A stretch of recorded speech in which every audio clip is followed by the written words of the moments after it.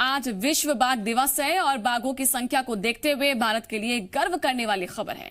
आपको याद होगा, प्रधानमंत्री मोदी हमेशा ये कहते हैं कि भारत पर्यावरण को बचाने में हमेशा से आगे रहा है। जंगलों और जानवरों को बचाना भारत के संस्कारों में शामिल है।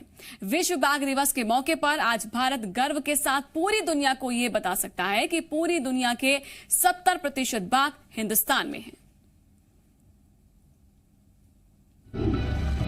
मेरे जो संस्कार है वो मुझे मारने के संस्कार नहीं है।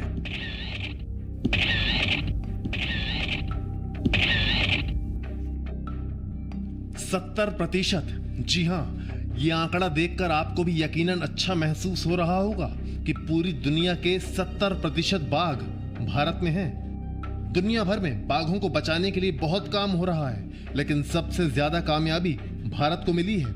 यही वजह है कि दुनिया के 70% बाघ भारत में रहते हैं।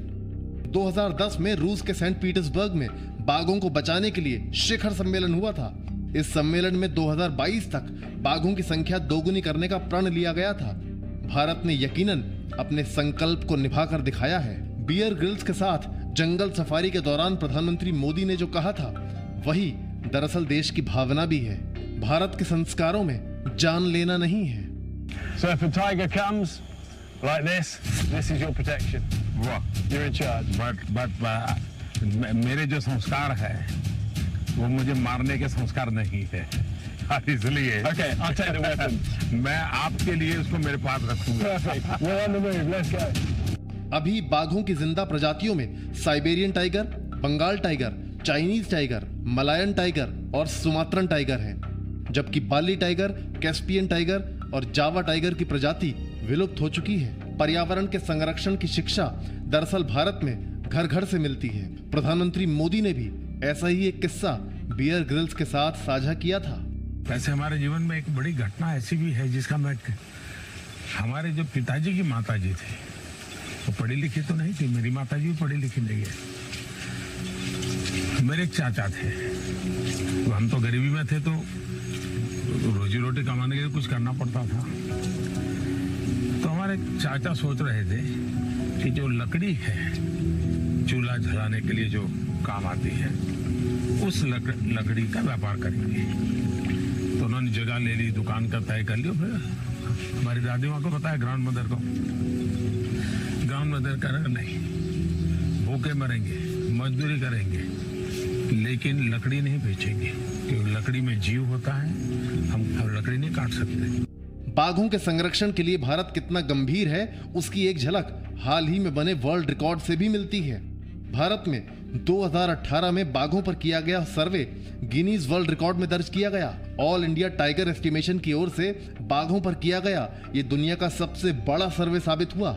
प्रकृति के साथ प्रेम करके कैसे जीना, प्रकृति का एक्सप्लॉयटेशन न करना,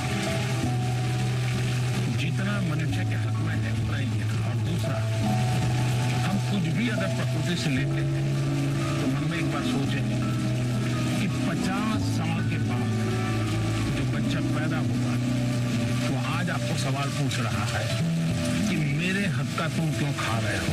ये सर्वे 1,21,337 वर्ग किलोमीटर में किया गया। इसमें 26,760 जगहों पर अलग अलग लोकेशन पर कैमरे लगाए गए। इसमें वन्य जीवों के 3.5 करोड़ से ज्यादा फोटो लिए गए।